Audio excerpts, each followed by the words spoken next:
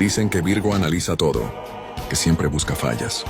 Pero nadie te dice que cuando un Virgo se aleja de ti, no es por orgullo, es porque ya no ve futuro contigo. Virgo no se va por impulso. Virgo observa, espera, da más oportunidades de las que admite. Pero cuando siente que ya no encaja, cuando entiende que su amor ya no basta para sostener lo que está roto, empieza a irse, sin reclamos, sin dramatismos.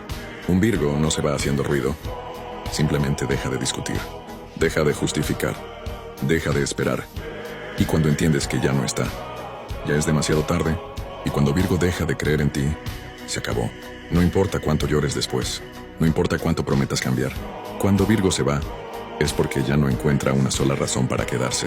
Virgo no se va para castigarte. Se va porque entiende que su paz vale más que cualquier promesa rota. ¿Creíste que un Virgo iba a quedarse donde ya no encontraba paz? Cuando Virgo se marcha, no busca herirte. Busca salvar lo poco que aún queda de él. Etiqueta a tu Virgo favorito.